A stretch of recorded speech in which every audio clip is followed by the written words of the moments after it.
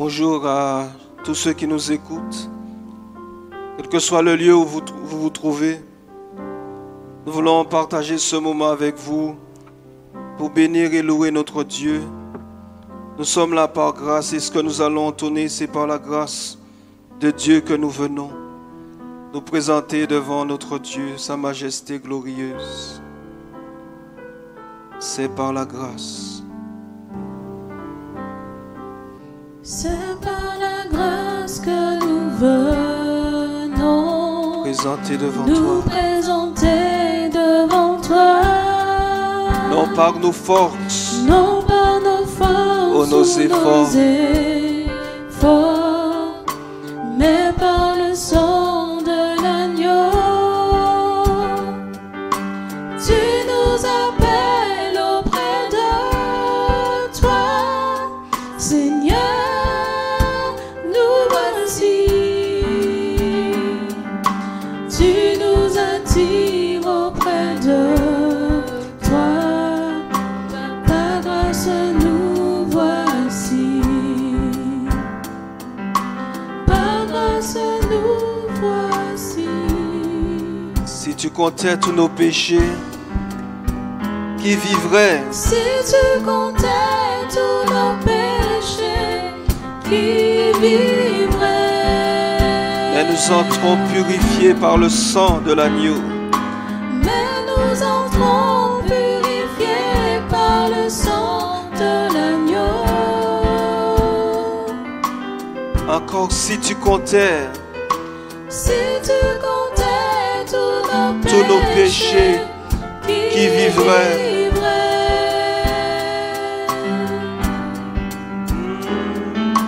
Mais nous entrons purifiés par le sang de l'agneau. C'est par la grâce. C'est par la grâce Oui, que Seigneur. nous venons C'est vraiment par ta nous grâce. présenter devant toi. Non par nos forces ou nos efforts, Non par nos forces ou nos efforts, mais c'est par le sang de l'agneau. mais par le sang de l'agneau. Tu nous appelles auprès de toi, Seigneur, nous voici. Tu nous attires auprès de toi, par ta grâce nous voici. Ta grâce nous voici. Si tu comptais tous nos péchés, qui vivrait, Seigneur? Si tu comptais tous nos péchés, qui vivrait? Mais nous entrons purifiés Mais nous entrons purifiés par le sang de l'agneau.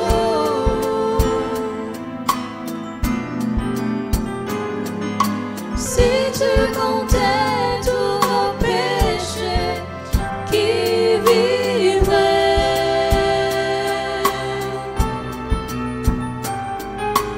Mais nous entrons purifiés par le sang de l'agneau.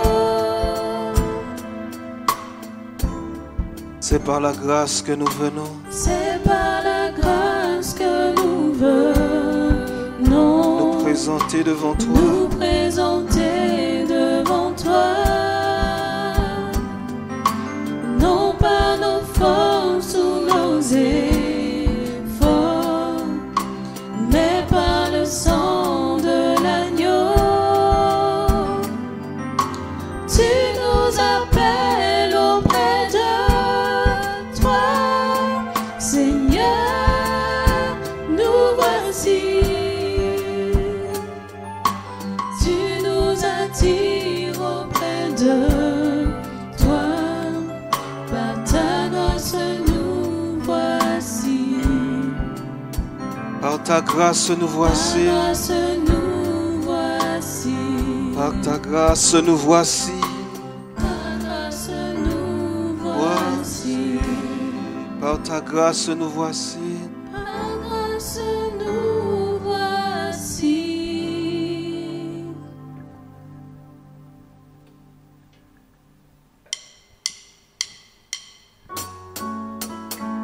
Nous vous invitons à vous réjouir avec nous. Un moment de joie. Alors là où vous êtes, si vous pouvez, levez-vous. Et nous allons bénir notre Dieu. Il en est digne. Soyons dans la joie.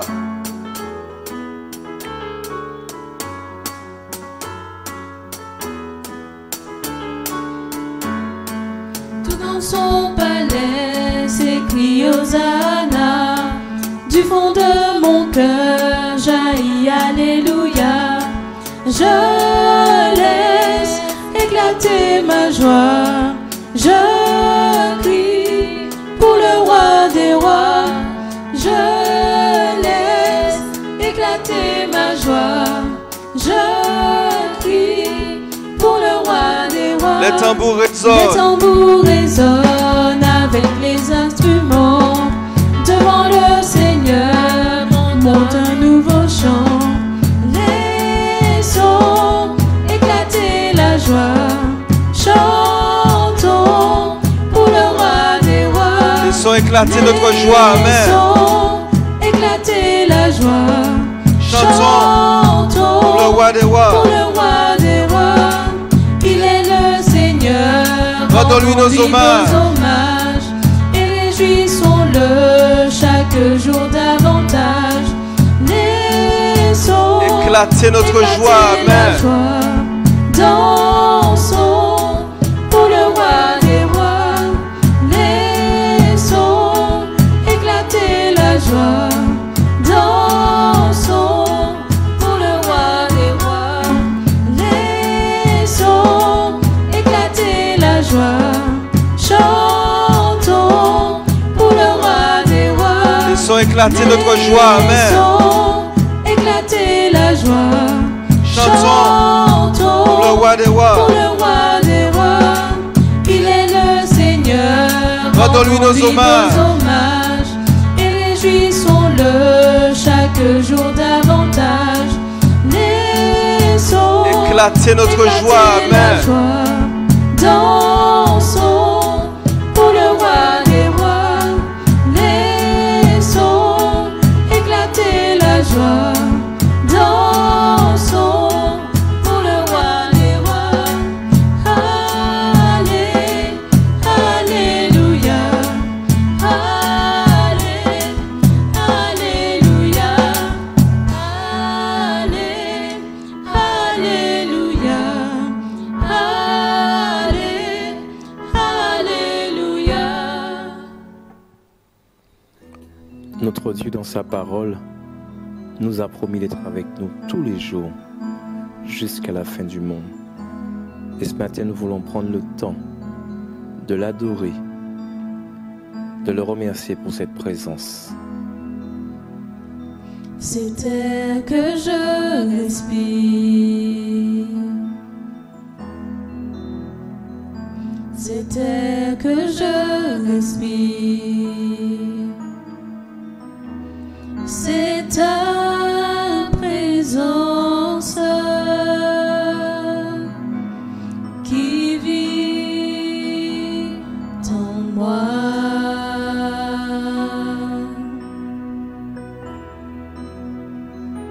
Ce pain de chaque jour, ce pain de chaque jour, c'est ta parole donnée pour moi. Et moi,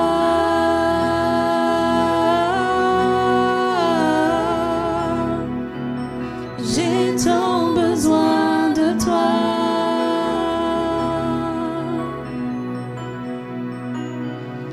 Et moi,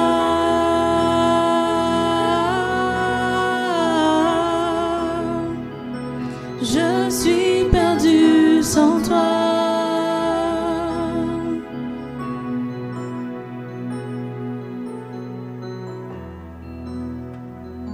C'est air que je respire. C'est air que je respire. c'est ta présence qui vit en moi.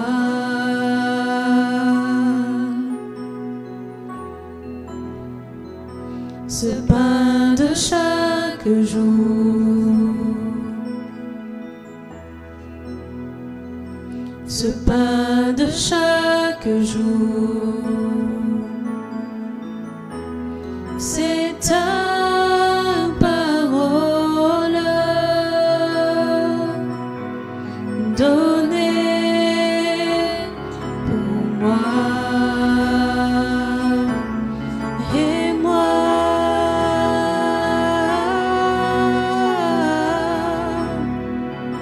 j'ai tant besoin de toi.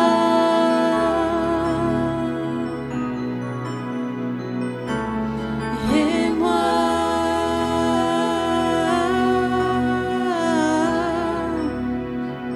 je suis perdu sans toi. La musique continue. Tu peux commencer à élever le roi des rois depuis ta maison. Réalise ces paroles que nous disons ce matin. Jésus, c'est le pain de vie. Et lorsqu'il dira ces paroles, plusieurs ont été scandalisés. Jésus disait, si vous ne mangez point de ma chair, vous n'aurez point la vie. Et nous, ce matin, nous voulons manger la chair de Jésus à travers sa parole, à travers ses conseils. Parce que sa parole nous donne la vie. Tu peux bénir Dieu pour sa parole. Tu peux louer Dieu pour sa parole encore qui ce matin certainement va te nourrir. Merci Seigneur. Bénis Dieu là où tu es. Loue ton Dieu là où tu es. Réalise qu'il est le pain de vie. Le pain de vie. Ce pain qui te nourrit. Et nous voulons continuer encore une fois avec ce refrain. Ce pain. Oui, c'est ce que nous voulons chanter. Ce pain de chaque jour, Jésus.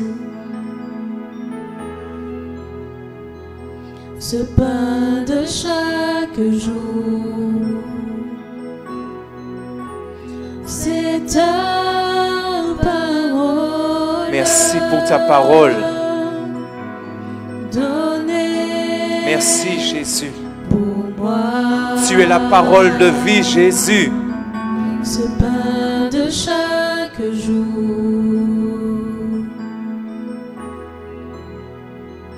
ce pain de chaque jour,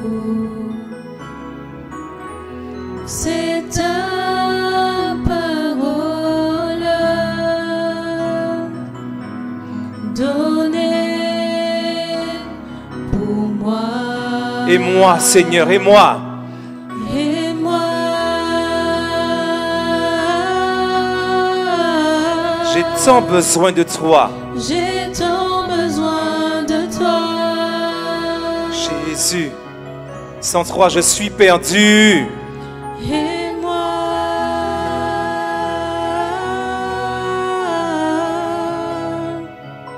je suis perdu sans toi. Une dernière fois, j'ai tant besoin de toi. Crie à ton Dieu. Et moi,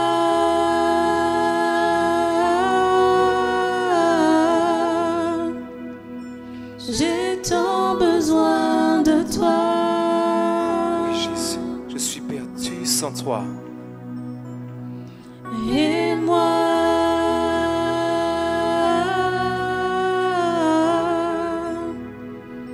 je suis perdu sans toi. Merci Jésus. Merci pour ta parole.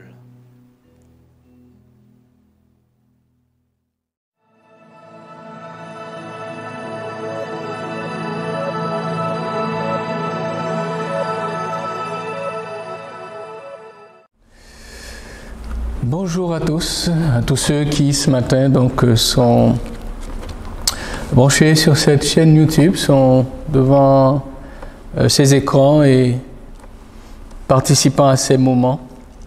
J'aimerais donc vraiment vous encourager donc à ce que vous puissiez donc demeurer ferme dans les voies du Seigneur et partager avec vous cette bonne parole de Dieu sur un aspect mettant l'accent sur une personne, la personne du Saint-Esprit. Et c'est pourquoi le titre de ce message de ce matin, c'est « Le Saint-Esprit et moi ». En méditant la parole de Dieu, je me suis rendu compte, et je sais que vous aussi, que ce qui donne toute sa dimension à la vie chrétienne, la marche avec Dieu depuis le jour où nous avons donné notre cœur au Seigneur, c'est vraiment la vie de l'Esprit. C'est le Saint-Esprit en lui-même venant sur nous qui donne toute cette dimension spirituelle à notre existence, mais aussi à tout ce que nous pouvons avoir à faire. La vie de l'Esprit doit être vraiment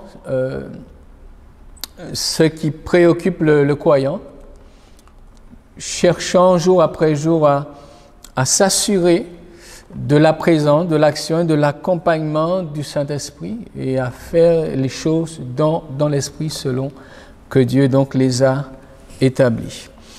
Un verset d'introduction, verset qui met l'accent sur l'importance donc de la personne du Saint-Esprit, se trouve dans Romains chapitre 8 et le verset 9. Et je lirai simplement donc la deuxième partie du verset 9.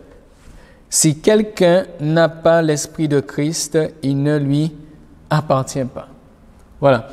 Ce verset nous montre vraiment l'importance de l'Esprit du Seigneur dans le fait que je sois devenu enfant de Dieu et dans le fait que je vive et que je marche à la suite du Seigneur. Nous pourrions lire aussi le verset 14 où il nous dit « Car tous ceux qui sont conduits par l'Esprit de Dieu sont fils de Dieu. » C'est vraiment une interpellation de la parole de Dieu qui m'a poussé à partager ces choses et qui avec vous ce matin, je veux les partager, interpellé par l'importance de vivre cette vie de l'Esprit, d'avoir en nous l'Esprit de Dieu, mais aussi de vivre cette vie de l'Esprit. Le titre « Le Saint-Esprit et moi » met en évidence donc ces deux personnes. Donc nous pourrions comprendre par là, le Saint-Esprit est avec moi. Le Saint-Esprit et moi, le Saint-Esprit est avec moi, il marche avec moi. Et cela doit m'encourager, cela doit me fortifier de savoir que je ne suis pas seul, que le Saint-Esprit est avec moi. Mais aussi ce titre, le Saint-Esprit et moi, peut aussi mettre en évidence, et met aussi en évidence, qu'il y a une distinction claire et nette entre ces deux personnes. Il y a le Saint-Esprit et il y a moi. Je dois veiller à toujours être conscient de ces deux aspects.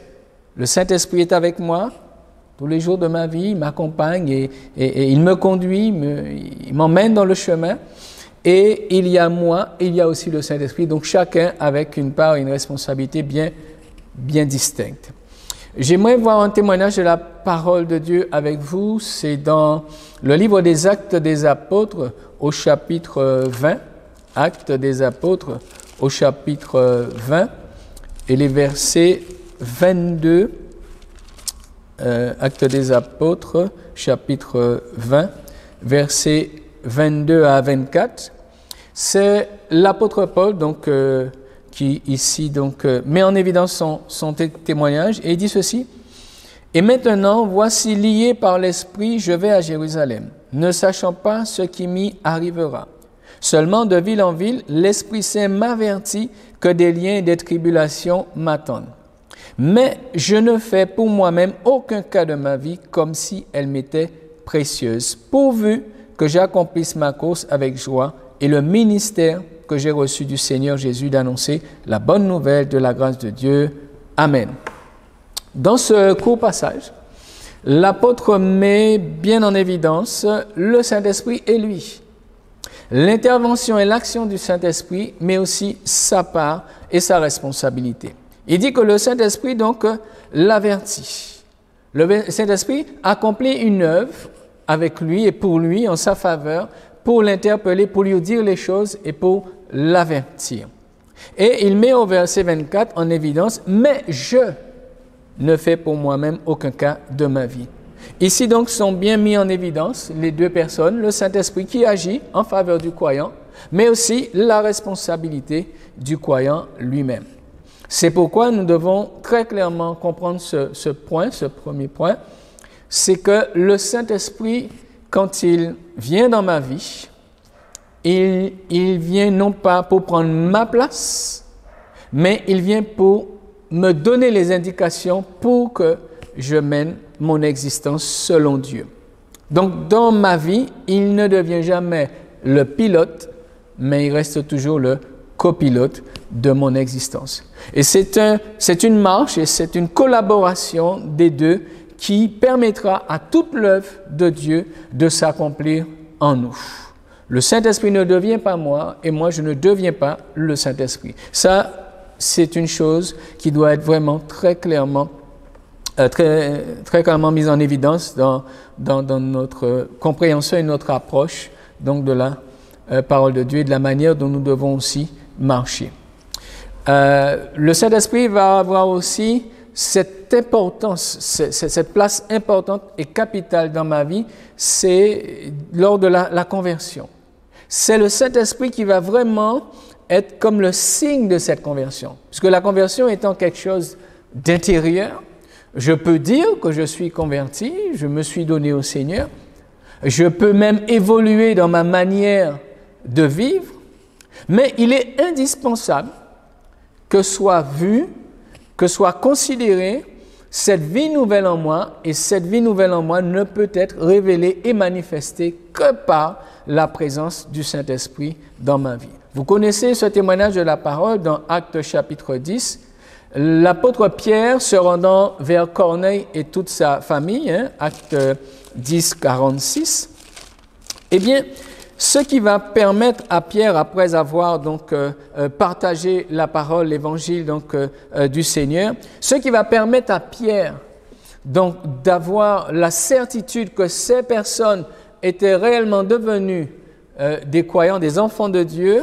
eh bien, c'est l'action du Saint-Esprit par rapport à ces personnes. Il nous est dit donc au verset 44, voilà, Acte 10, comme Pierre prononçait encore ces mots, le Saint-Esprit descendit sur tous ceux qui écoutaient la parole. Tous les fidèles circoncis qui étaient venus avec Pierre furent étonnés de ce que le don du Saint-Esprit était aussi répandu sur les païens, car ils les entendaient parler en langue et glorifier Dieu. Verset 47, alors Pierre dit, peut-on refuser l'eau du baptême à ceux qui ont reçu le Saint-Esprit aussi bien qu'à nous? Voilà. Aujourd'hui, c'est tellement important, voire même essentiel, que nous ayons ce témoignage de l'Esprit.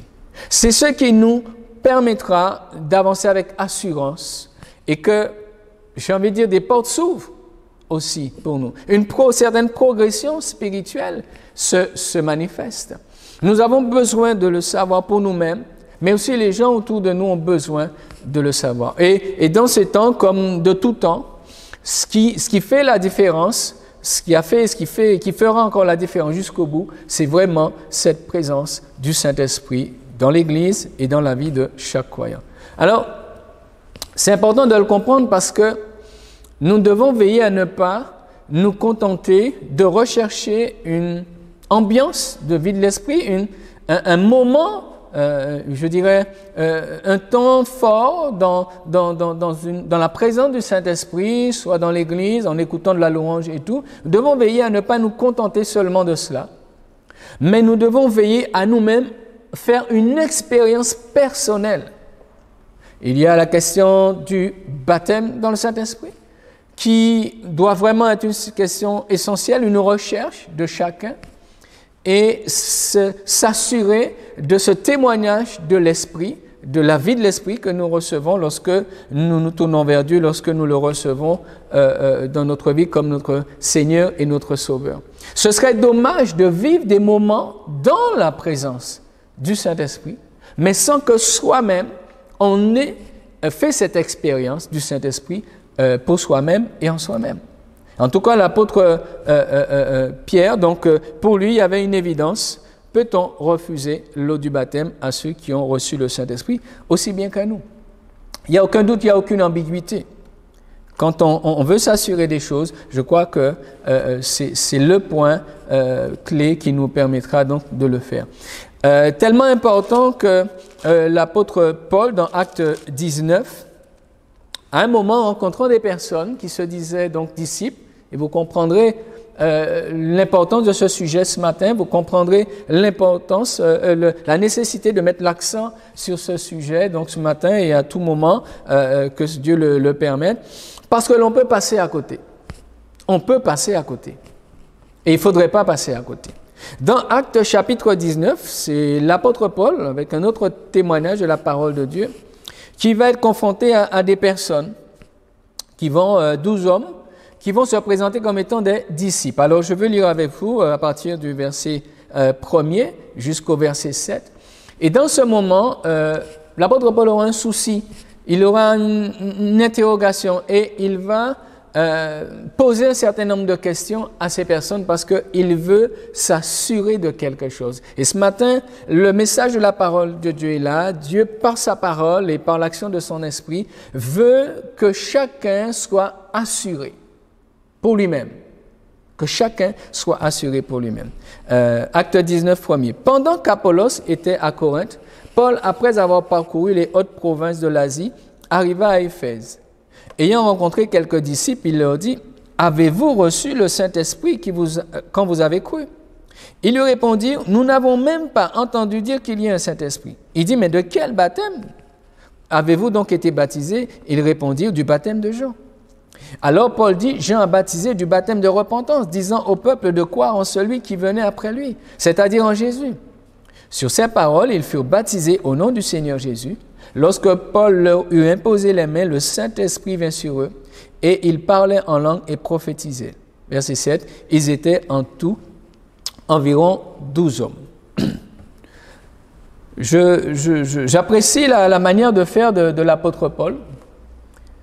Il va entendre des choses, et je vous ai dit, la conversion, c'est vrai que c'est avant toute chose, c'est avant tout une chose intérieure, quelque chose qui se passe entre Dieu et moi. Et Paul se trouve confronté à ces personnes qui se disent des disciples. La Bible même nous dit quelques disciples. Mais l'apôtre Paul ne va pas se contenter d'entendre que ces gens disent qu'ils sont disciples ou qu'ils affirment avoir cru. Mais il va les fouiller. Il va rentrer un petit peu plus en profondeur. Et je crois que c'est important de ne pas rester à la surface des choses, de ne pas rester dans des affirmations simplement, mais de chercher à aller au plus profond des choses, de s'assurer. Et lui, il va donc un peu fouiller ces personnes, il va poser des questions. Il va dire, mais avez-vous reçu le Saint-Esprit? Quand il pose cette question, c'est qu'il y a quelque chose qui l'a interpellé. Avez-vous reçu le Saint-Esprit quand vous avez cru? Il répondit, mais nous n'avons même pas entendu dire qu'il y a un Saint-Esprit. Premier problème. Donc, ils ont cru, sont devenus disciples, mais on dirait que l'étape, le processus de la conversion n'a pas été jusqu'au bout. On dirait que ces personnes se sont arrêtées à la première étape, ils se sont contentés de croire, voilà. Jésus est mort, ressuscité, il est, voilà, pour nos péchés. Ils se sont contentés simplement de croire et ils se sont arrêtés à ça. Et c'est pour ça que je dis que ce sujet est très important parce que beaucoup de personnes se sont arrêtées au fait de croire. Je crois que Jésus est le Fils de Dieu. Je crois qu'il est mort pour nous et puis voilà. Et je suis disciple. Mais bien que la Bible nous affirme ici qu'il soit disciple, on se rend compte que cette notion de disciple ne veut pas pour autant dire que ces personnes sont pleinement converties ou ont connu tout le processus de la conversion. Il va là leur manquer l'essentiel. Parce que si on se contente de croire, on risque d'avoir un problème sérieux, on aura un problème sérieux par rapport au texte que nous avons lu au début, Romains chapitre 8, verset 9. Eh bien, si quelqu'un n'a pas l'Esprit de Christ, il ne lui appartient pas. Donc, nous ne devons pas nous contenter de dire « je crois » et de faire tout ce qu'on pense qui est bon parce que je crois. Et c'est pour ça que je dis tout à l'heure, il faut faire attention à ne pas être juste dans une mouvance de ceux qui ont cru et bénéficier d'une mouvance de l'esprit. Mais il faut s'assurer que soi-même, quand j'ai cru, quand vous avez cru, quand nous avons cru, que nous avons été jusqu'au bout de ce processus. Et là, l'apôtre Paul donc va leur dire, mais avez-vous reçu le Saint-Esprit quand vous avez cru? Et il répondit, mais nous n'avons même pas entendu dire qu'il y a un Saint-Esprit. Alors là, Paul va aller encore plus loin. Il va dire, mais qui vous a annoncé l'évangile alors? De quel baptême vous avez été baptisé? Qu'est-ce qui s'est passé? D'où vous venez? Qui vous a évangélisé? Qui a témoigné pour vous? Il va chercher à savoir. Et parfois, les gens aujourd'hui, je me suis rendu compte, ils n'aiment pas qu'on les fouille. Ils veulent garder une partie de leur vie privée. Je ne veux pas qu'on aille plus loin que ça. Mais vous savez que vous resterez aussi tel que vous êtes si vous ne permettez pas à Dieu, au travers des serviteurs ou quelqu'un qui l'enverrait, de pouvoir entrer un petit peu plus en profondeur avec vous. Vous pouvez bel et bien dire, j'ai ma religion, je crois, je vis des choses, je suis là dans mon église, tout se passe bien ou bien voilà. Mais il faut vous laisser sonder. Il faut vous laisser éprouver, il faut vous laisser emmener, il faut laisser quelqu'un que vous savez qui est là pour vous aider, aller un petit peu plus loin dans votre vie. Et je crois que dans le temps dans lequel nous vivons là, il y a vraiment un souci à ce niveau-là. Il y a une espèce de zone que beaucoup de personnes qui se disent croyants veulent garder, mais heureusement que l'apôtre Paul ne s'est pas gêné. Et heureusement que ces hommes-là n'étaient pas là pour faire un peu de ceux qui ne veulent pas se révéler, se dévoiler. Soyez des personnes libres. Soyez des personnes à l'aise. Si vous n'avez rien à cacher, ne fermez pas les portes. Parce que quelqu'un, en vous fouillant un petit peu, quelqu'un en partageant avec vous un peu, en essayant de mieux connaître votre vie, peut vous aider. Et heureusement que l'apôtre Paul, ces personnes ont laissé l'apôtre aller un peu plus loin et ils ont répondu aux questions. Mais de quel baptême avez-vous donc été baptisé? Et ils répondirent du baptême de Jean. Ah! Et là, maintenant, l'apôtre Paul commence à comprendre. Il a une visibilité sur leur parcours et il sait qu'il y a un endroit de leur cheminement, après avoir cru, au moment où ils ont cru, quelque chose a manqué. Quelque chose ne s'est pas conformé à ce que Dieu a établi. Et ici, donc, l'apôtre donc va les éclairer à ce sujet. Il veut dire, mais Jean a baptisé du baptême de repentance, disant au peuple de croire en celui qui venait après lui. Donc, ils ont cru simplement en celui qui venait après lui. Et la Bible nous dit, ce sont des disciples. Ah! Donc, il ne s'agit pas de dire, je suis disciple pour avoir tout fait. Acceptez de ne pas seulement dire que vous êtes chrétien, acceptez de ne pas seulement dire des choses de votre propre témoignage, mais permettez que ces choses soient vérifiées. Et donc, Jean a baptisé du baptême de repentance. Alors, qu'est-ce qui va se passer? Verset 5, sur ces paroles, ils furent baptisés au nom du Seigneur. Qu'est-ce qui se passe là? Ils vont être baptisés une deuxième fois, baptisés d'eau. Parce que le baptême qu'ils ont reçu, le baptême de Jean, c'était le baptême de repentance, disant aux gens de croire en celui qui va venir. Tandis que le baptême que nous prenons conformément donc, à la foi, lorsque nous avons cru, ce baptême-là, il n'a pas la même signification que le baptême de Jean. Donc il y a des gens qui très jeunes, très tôt ou tout petits ont pris un baptême, mais aujourd'hui, Dieu pourrait dire à ces personnes et voudrait dire à ces personnes-là, vous avez peut-être pris un baptême dans les temps passés, mais vu que ce baptême n'a pas eu sa source et son origine dans l'Évangile, à partir du sacrifice de Jésus, eh bien là, vous êtes obligé de reprendre votre baptême. Et il faut accepter cela. Parce que celui qui dit qu'il veut marcher avec Dieu doit se conformer à la parole de Dieu. Celui qui croira et qui sera baptisé sera sauvé. Croira en qui? En Jésus-Christ.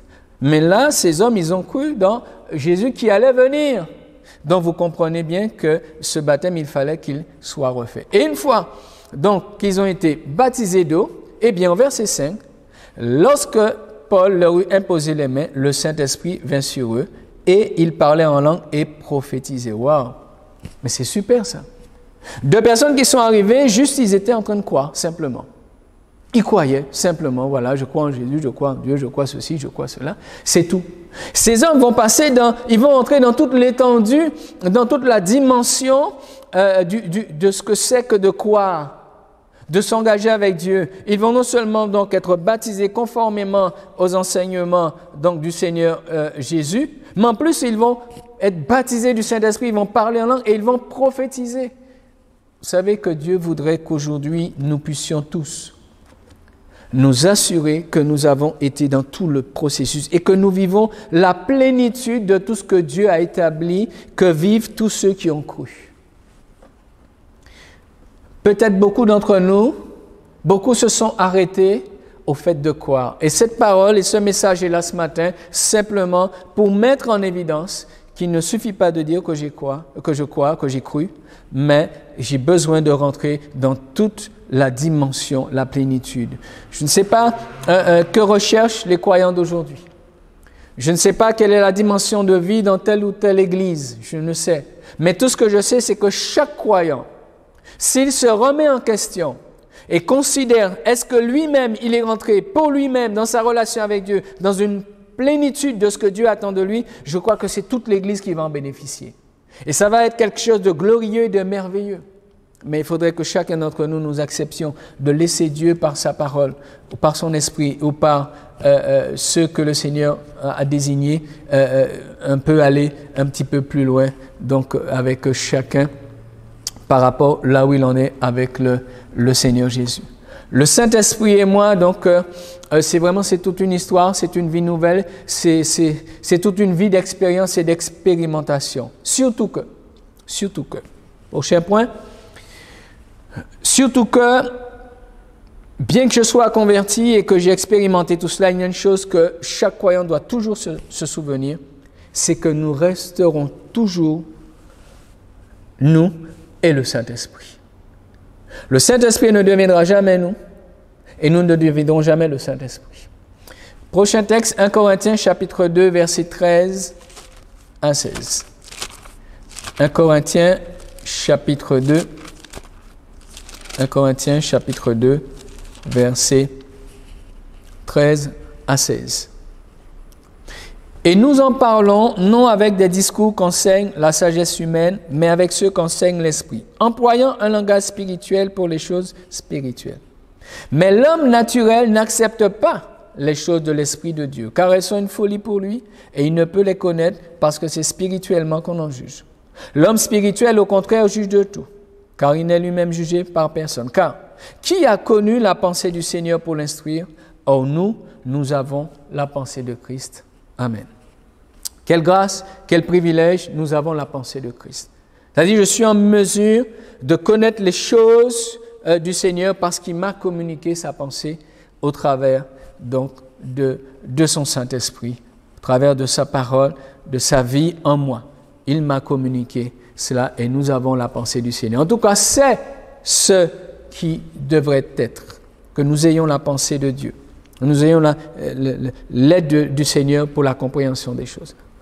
Mais ce texte-là met en évidence quelque chose qui est important pour nous de considérer. C'est au verset 14, il nous est dit « mais l'homme naturel ». Et au verset 15, il nous est parlé de l'homme spirituel. Alors on pourrait se dire, voilà, maintenant je suis homme spirituel et celui-là il est homme naturel et voilà, je suis spirituel, lui il est... Non, en fait c'est une seule et même personne. Une seule et même personne. L'homme naturel, l'homme spirituel, il sera toujours aussi homme naturel. L'homme spirituel sera toujours aussi homme naturel. Et cela jusqu'à la fin de notre existence, nous ne cesserons jamais d'être hommes naturels. Même si nous avons expérimenté la vie de l'esprit, mais nous ne cesserons jamais d'être hommes naturels jusqu'à la fin de notre vie sur cette terre. Et c'est là où nous devons faire attention, le Saint-Esprit et moi. Il y a une distinction des choses. Le Saint-Esprit vient faire son œuvre et l'œuvre de Dieu dans ma vie.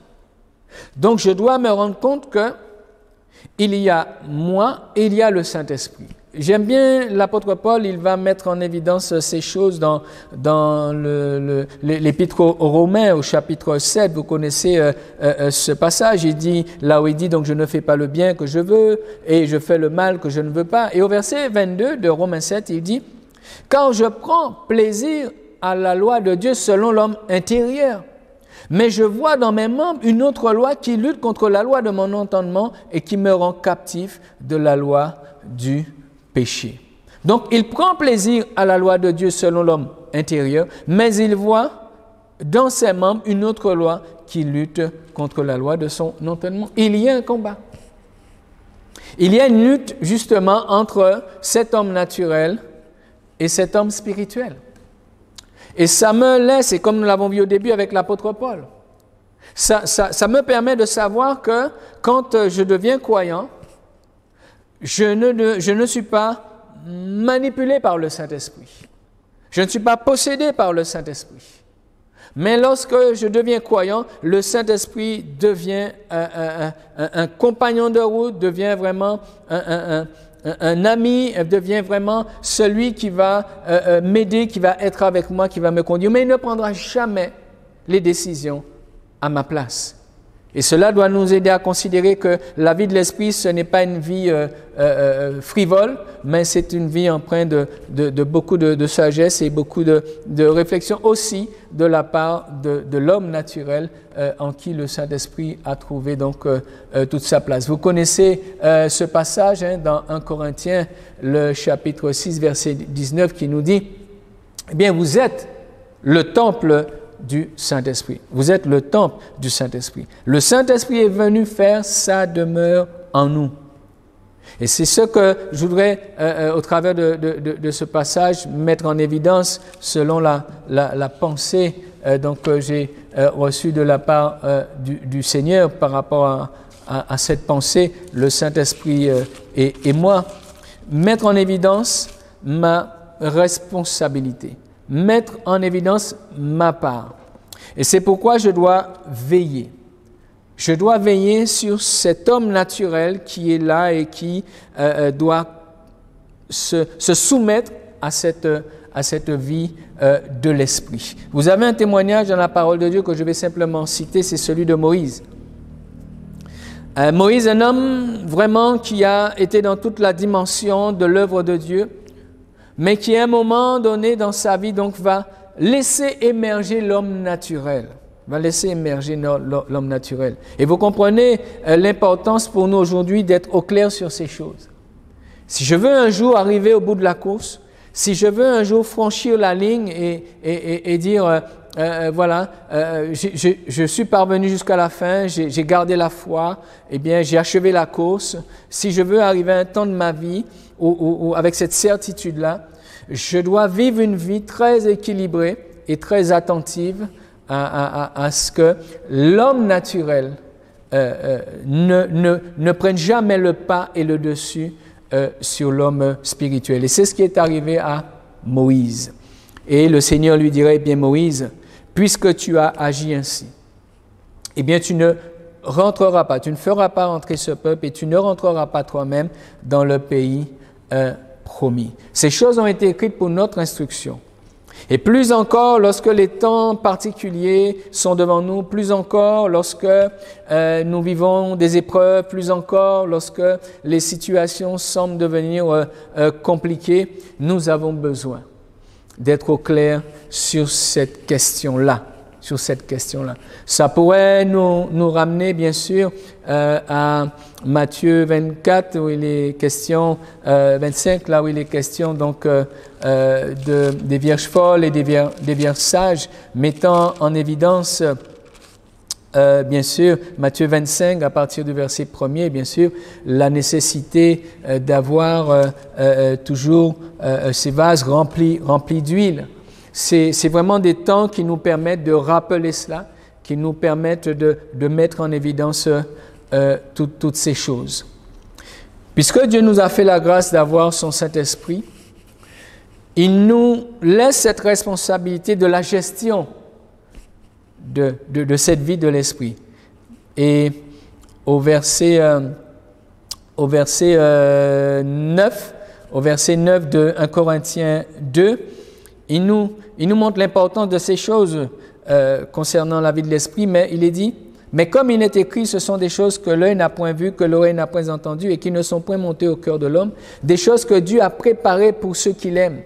Dieu nous les a révélées par l'Esprit, car l'Esprit sonde tout, même les profondeurs de Dieu.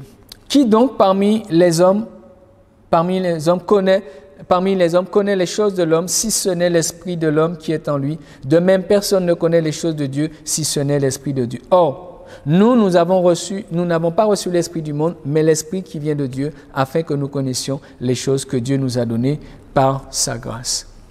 Un enfant de Dieu, un croyant, donc vit avec une certaine connaissance des choses qui lui sont données par le Saint-Esprit. C'est pourquoi nous pouvons dire que le croyant qui vit pleinement cette vie de l'Esprit n'est pas stérile, ne reste pas sans éclairage, ne reste pas sans une compréhension des choses. Il y a un moment où Dieu l'éclaire, parce que le Saint-Esprit nous est donné afin que nous puissions saisir les profondeurs du cœur de Dieu, que nous puissions connaître la pensée du Seigneur. Il nous les communique par son Esprit. Et c'est là où nous devons réaliser que Dieu ne nous impose pas sa connaissance, mais nous avons ce privilège de saisir sa connaissance. Et la connaissance de toutes choses qui sont nécessaires pour que nous puissions arriver jusqu'au bout. Comme nos frères et sœurs des temps passés, de par leurs épreuves, leurs situations, ils n'ont pas été dépassés, ils ont toujours eu un secours, ils ont toujours eu recours à la grâce de Dieu et ils ont été secourus, ils ont été fortifiés, même lorsque le temps pour eux était arrivé, donc de passer de l'autre côté, ils ont été fortifiés, encouragés et ils savaient quand le temps était arrivé pour eux. La personne qui a fait la différence, eh bien, c'était la personne du Saint-Esprit. Aujourd'hui encore, il n'y a rien de changé. Le Saint-Esprit a la même mission dans l'Église. Le Saint-Esprit a la même mission dans le cœur, dans la vie du croyant, parce que le croyant pleinement converti est devenu temple du Saint-Esprit et l'Esprit de Dieu agit de la même manière. C'est à nous de rentrer. C'est à chacun d'entre nous de désirer, de chercher et de rentrer dans cette plénitude. 1 Corinthiens chapitre 6, je l'ai cité tout à l'heure. Ne savez-vous pas que votre corps est le temple du Saint-Esprit qui est en vous, que vous avez reçu de Dieu et que vous ne vous appartenez point à vous-même. Le Saint-Esprit est comme un invité dans ma vie. Je suis le temple et il vient habiter ce temple. Il est un invité dans ma vie, dans ce temple que je suis. Et c'est là que ma responsabilité est engagée, à gérer ma vie de manière à ne pas attrister le Saint-Esprit, à gérer ma vie de manière à ce que cet invité se sente bien et qu'il puisse pleinement déployer toute son œuvre dans ma vie, afin que je ne me sente pas perdu, afin que je ne me sente pas limité, afin que je ne me sente pas dépassé, puisque ce n'est pas ma force qui va le faire, ce n'est pas mon intelligence qui va le faire, mais c'est lui en moi, c'est la sagesse et l'intelligence qui viennent de Dieu, qui vont prendre le relais, qui vont m'accompagner et qui vont me permettre de faire face à chaque situation. Comprenez l'importance de la vie de l'Esprit. Et si les croyants ont des choses à chercher aujourd'hui, si l'Église a quelque chose à chercher aujourd'hui, je crois que c'est un renouvellement dans la vie de l'Esprit. Je crois que, comme je l'ai dit tout à l'heure, si chaque croyant se remet en question et réalise que parfois il a peut-être plus profité d'une ambiance spirituelle qu'il n'a expérimenté lui-même les choses de l'Esprit. Chacun doit se remettre en question à ce sujet et se dire, mais quelle est ma vie réellement? Est-ce que je profite de ce que les autres peuvent produire ou de ce qui peut se passer dans mon église ou autour de moi ou lorsque je me mets dans un moment de louange? Ou est-ce que moi-même, je suis pleinement conscient d'être devenu le temple du Saint-Esprit? C'est une question essentielle. C'est une question clé aujourd'hui. Cette responsabilité, Dieu nous la met en évidence au travers de tous ces passages. Et je veux lire avec vous, pour arriver vers la fin, ce texte toujours dans 1 Corinthiens 6, mais à partir du verset 15 cette fois-ci. « Ne savez-vous pas que vos corps sont les membres de Christ? Prendrai-je donc les membres de Christ pour en faire les membres d'une prostituée? Loin de là. Ne savez-vous pas que celui qui s'attache à la prostituée est un seul corps avec elle? Car il est dit, les deux deviendront une seule chair. Mais celui qui s'attache au Seigneur est avec lui un seul esprit. Fuyez la débauche. Quelque autre péché qu'un homme commette, ce péché hors du corps. Mais celui qui se livre à la débauche pêche contre son propre corps. Amen. Ma responsabilité, c'est de veiller à ce que cet invité se sente toujours à l'aise dans ce corps.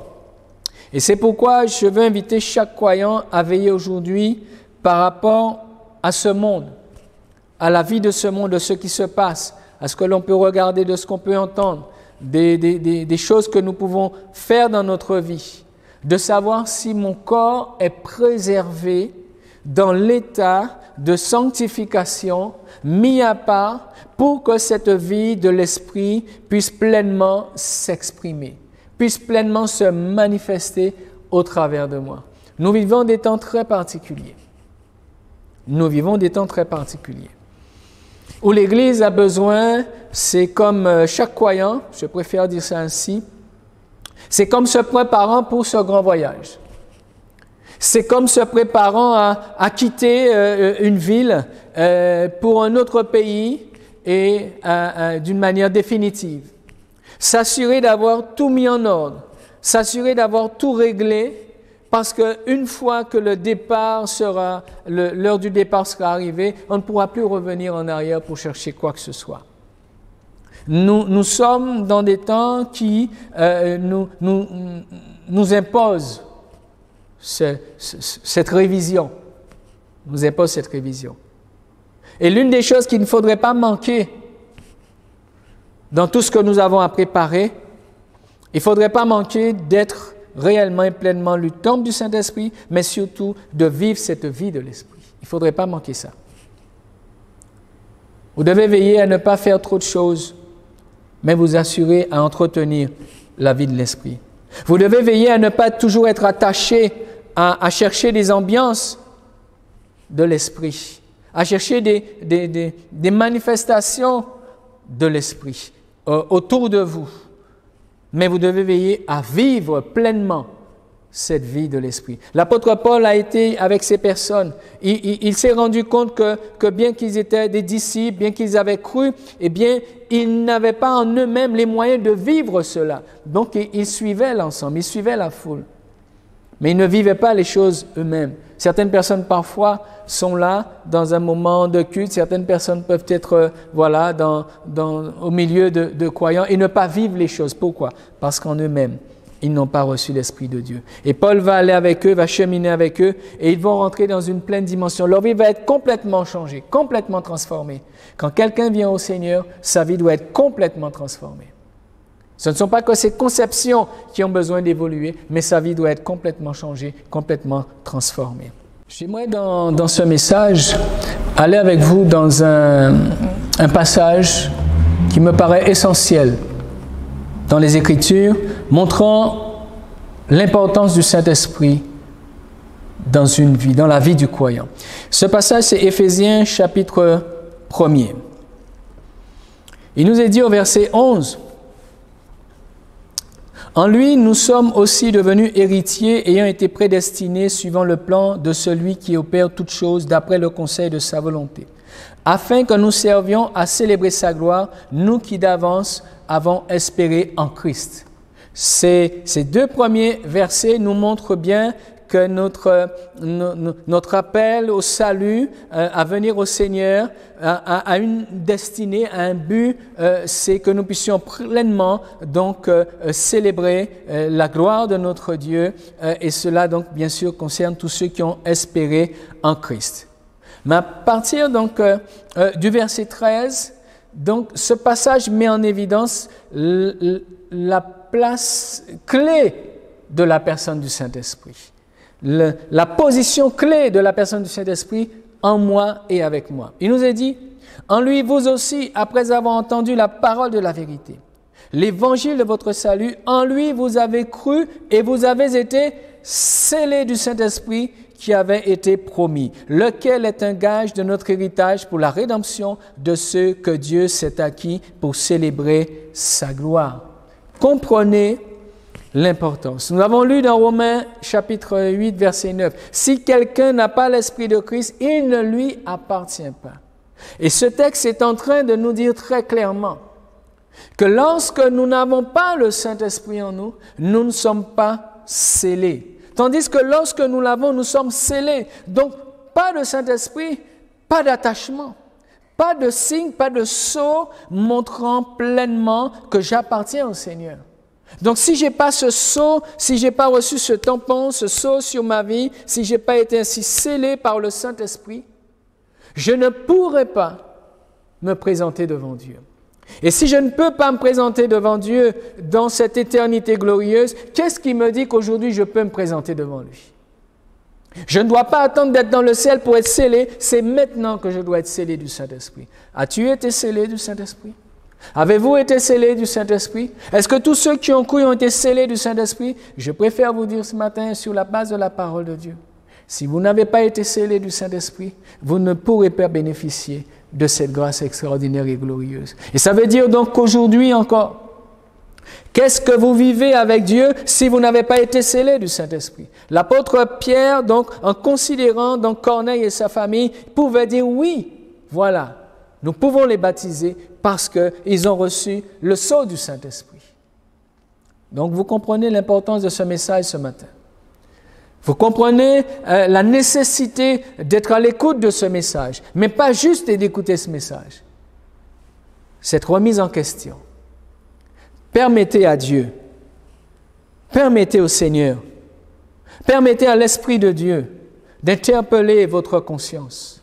Permettez-moi ce matin d'interpeller votre conscience, afin que vous-même, vous puissiez réaliser, oui, je vis une vie où je sais que l'Esprit de Dieu est en moi, ou alors je ne peux pas répondre à cette question, je ne savais même pas, comme on dit ces hommes, je ne savais même pas qu'il y avait un Saint-Esprit. Je voudrais vraiment que vous puissiez réaliser l'importance d'avoir le Saint-Esprit en soi. Ce matin, ce message est là simplement pour vous interpeller sur ce point et vous inviter à considérer ce que vous êtes, oui, à vivre votre foi, mais est-ce que vous vivez la vie de l'Esprit? Est-ce que chacun de ceux qui se disent croyants aujourd'hui, en 2021, vivent la vie de l'Esprit? En tout cas, si ça devait être une interrogation, devait être, et que cette question devait rester avec une réponse négative, je veux simplement rappeler, pour terminer, dans Jean chapitre 15, une promesse formidable du Seigneur qui peut à tout instant donc permettre à tout homme croyant, toute femme croyante de vivre pleinement cette vie de l'Esprit.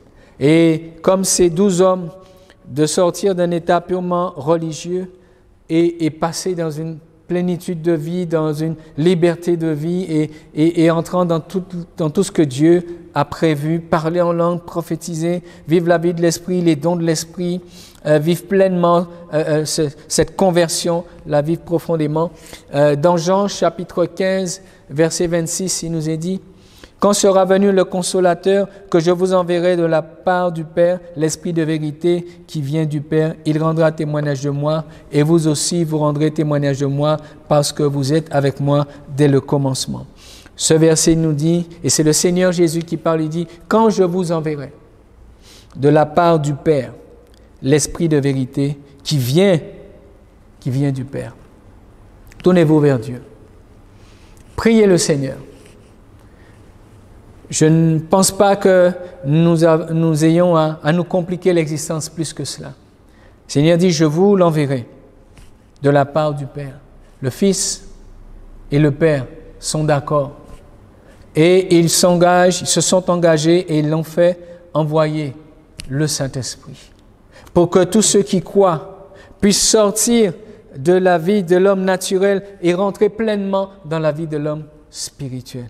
Voilà ce que Dieu voudrait encourager plusieurs à expérimenter encore aujourd'hui, au travers de ce message. Que plusieurs s'arrêtent, réfléchissent, analysent, se laissent sonder par Dieu, se laissent sonder par les Écritures, se laissent sonder par un envoyé de Dieu, quelqu'un qui, voudrait avec vous revoir votre parcours spirituel, pour que vous préparant donc au grand départ, que vous ne soyez pas freinés en chemin et réalisant que vous n'avez pas reçu l'Esprit de Dieu. Jésus et le Père se sont mis d'accord, sont d'accord, et ils l'ont fait, ils l'ont envoyé. Plusieurs l'ont expérimenté et l'ont vécu, le vivent encore aujourd'hui. Et tous ceux qui croient et qui s'approchent de Dieu, qui prient le Père et disent, Seigneur, que ta promesse, que l'esprit que tu as prévu et dit, envoyé, Seigneur mon Dieu, je crois que tu n'es pas homme pour mentir, mais je crois que tu accomplis tes promesses. Seigneur, j'ai besoin de toi, je sens ma limite. Je sens mes défaillances, je sens que je ne vis pas pleinement les choses. Je réalise vraiment qu'il me manque quelque chose. Parfois, je peux chercher la solution ailleurs, mais bien souvent, c'est à la source qu'il faut revenir. Avec ces hommes, Paul est retourné à la source. Revenez un peu à la source. Et s'il a manqué quelque chose, permettez à Dieu de vous remplir à nouveau. Permettez à Dieu de vous visiter à nouveau. Permettez ce matin, au travers de ces moments, que le Saint-Esprit puisse vous toucher, que le Saint-Esprit puisse vous visiter, parce que réellement Dieu a fait cette promesse et l'a envoyée pour tous ceux qui croient et tous ceux donc qui désirent marcher de cette vie nouvelle. Rappelez-vous ce passage de début. Eh bien, si quelqu'un n'a pas l'Esprit de Christ, il ne lui appartient pas. Ne vivez pas dans l'illusion, mais vivez dans la vérité. Ne vivez pas dans la religiosité, mais vivez pleinement votre conversion, pleinement l'action du Saint-Esprit dans votre vie, et permettez à Dieu encore ce matin de pouvoir donc vous toucher, de pouvoir vous visiter, vous bénir là où vous êtes, au nom de Jésus. Seigneur, je veux bénir ton nom. Je veux te rendre grâce, je te rends grâce en cet instant, parce que tu es celui, Seigneur, qui a prévu pour ton Église, qui a prévu pour chaque croyant, qui a prévu pour tous ceux qui se tournent vers toi. Tu as prévu, Seigneur mon Dieu, ton esprit. Et lorsque ça n'a pas été le cas dans la parole, dans la Bible, nous l'avons lu, Seigneur, eh bien, tu as fait que par tes serviteurs, ton serviteur Paul, les choses se sont accomplies pour ces personnes. C'est pourquoi, en toute simplicité ce matin, dans le nom de Jésus, je veux prier afin que tous ceux qui entendent, je prie afin que tous ceux qui entendent ce message et qui réalisent qu'il leur manque quelque chose dans leur conversion, qu'il leur manque quelque chose pour aller et arriver pleinement et profondément, Seigneur, dans cette marche et dans cette plénitude, Seigneur, de vie avec toi. Seigneur, vraiment, qu'ils puissent être donc touchés ce matin, qu'ils puissent être saisis ce matin, et que ta gloire se manifeste dans leur vie, afin que leur vie prenne une autre orientation, une pleine orientation et une pleine dimension de ce que tu as prévu. Je te bénis et je te loue pour ton œuvre et pour l'action de ton Esprit, Père, au nom puissant de Jésus. Amen. Que le nom du Seigneur soit béni. Alléluia. Nous voulons nous attendre à ce que le Saint-Esprit nous visite ce matin, plus que jamais. Alors nous contemplons notre Dieu ce matin.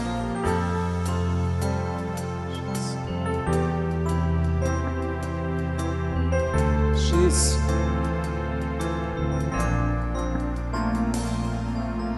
Oh Seigneur, nous contemplons ta majesté Et saisis par ta sainteté. Nous nous prosternons. On va redire la même chose. Toi qui écoutes à la radio, ô Seigneur, nous contemplons ta majesté.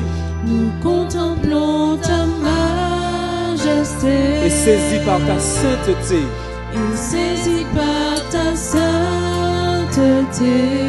Nous nous prosternons. Encore une fois. Ô Seigneur, nous contemplons ta majesté. Oh Seigneur, nous contemplons ta majesté. Et saisis par ta sainteté. Jésus, nous nous prosternons. Nous allons dire que ta pluie descende sur nous, ô Seigneur. Oh Seigneur, que ta pluie descende sur nous. Quand nous adorons à genoux. Le Seigneur de la vie. Le Seigneur de la vie. Encore une fois. Ô Seigneur, que ta pluie descende sur nous ce matin. Oh Seigneur, que ta pluie descende sur nous. Quand nous adorons à genoux Quand nous adorons à genoux le Seigneur de la vie. le Seigneur de Alors que la ta vie. gloire, Jésus, que ta gloire Que ta gloire coule en ce lieu. coule en ce lieu. Que ta gloire descende, Seigneur. Que ta gloire descende des cieux. Quand nous t'élevons, Quand nous t'élevons, que vienne ta nuée. que vienne ta nuée. Quand nous proclamons Quand nous proclamons, Saint le Seigneur. Saint est le Seigneur. On va reprendre ce chant. Ô Seigneur, Oh Seigneur, chante avec nous. nous contemplons ta majesté. Laisse-toi saisir par sa sainteté. Et saisi par ta sainteté, Prosterne-toi devant ton roi. nous nous prosternons. Nous voulons que la pluie descende sur nous ce matin. Oh Seigneur, C'est une image qui parle de l'Esprit de Dieu. que ta pluie descende Esprit de sur Dieu, nous. touche. Quand nous adorons à genoux Le Seigneur de la vie. le Seigneur de Alors la supplions-le, que ta gloire, Jésus. Que ta gloire, Jésus. Que ta gloire Coule. coule en ce lieu. Que ta gloire coule. Elle coule, Seigneur. Que ta gloire Descende des cieux. descende des cieux. Quand nous t'élevons, Quand nous t'élevons, oui, Seigneur. que vienne ta nuée. Quand nous proclamons Saint le Seigneur. Quand nous proclamons Saint est le Seigneur. Nous allons dire que ta gloire, que ta gloire, que ta gloire. Que ta gloire Oui, invite ton Dieu à te visiter ce matin. coule en ce lieu. Invite-le à venir là où tu es. Esprit de Dieu, Que ta gloire Jésus, Esprit de Dieu. descende des cieux. Encore une fois, que ta gloire coule, coule, Seigneur. Que ta gloire Jésus. Là où je suis, touche-moi, Jésus. coule en ce lieu. Là où je suis, Seigneur, baptise-moi de ton Saint-Esprit. Que ta gloire Jésus, je t'en supplie. descende des cieux. Avec la musique, quand nous t'élevons, quand nous t'élevons, Quand nous t'élevons, que vienne ta nuée. oui, Seigneur, quand nous proclamons, Quand nous proclamons Saint est le Seigneur. la musique seulement, la musique. Dis à ton Dieu combien tu as soif de lui. Si tu es déjà baptisé de l'Esprit, demande-lui encore de te remplir. Dis-lui combien tu as soif de lui. Seigneur, j'ai soif de toi. Si tu ne sais pas quoi dire ce matin, alors répète ces mots. Seigneur, j'ai soif de toi. En ce jour, je voudrais que tu me visites. En ce jour, je voudrais être visité par ton Saint-Esprit. Je voudrais être baptisé de ton Saint-Esprit. Je voudrais être renouvelé par ton Saint-Esprit. Oui, que ta gloire descende. Descende dans ma chambre. Descende dans mon salon, Seigneur. Descende dans ma voiture. et particulièrement descendre sur moi ce matin. Esprit de Dieu, visite-nous, Seigneur. Nous allons le dire encore. Que ta gloire, Seigneur. Que ta gloire coule en Seigneur. Que ta gloire descende des cieux. Que ta gloire descende des cieux. Encore une fois, que ta gloire coule, coule. Que ta gloire coule en Seigneur. Que ta gloire descende des cieux. Que ta gloire descende des cieux. Quand nous t'élevons, Seigneur. Quand nous t'élevons, Que vienne t'annuer. vienne t'annuer. Quand nous proclamons. Quand nous proclamons, Esprit de Dieu. Saint le Seigneur. Une dernière fois, que ta gloire, Seigneur. Que ta gloire. Que ta gloire coule en Seigneur. Laisse-toi saisir par le Saint-Esprit. Laisse-toi saisir. Que ta gloire descende des cieux.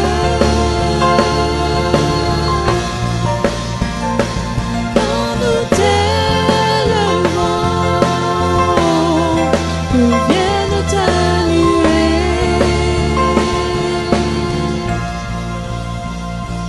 Quand nous proclamons Saint le Seigneur. Jésus. Recevez l'Esprit de Dieu. Recevez le Saint-Esprit de Dieu. Ayez foi en lui ce matin. N'ayez aucune crainte. Si ce matin, tu voudrais parler en langue parce que tu sens que des langues de feu sont sur ta bouche, sur tes lèvres, alors parle ce matin. Parle dans ces nouvelles langues que le Saint-Esprit te donne ce matin. Reçois le Saint-Esprit de Dieu. Merci Jésus. Amen.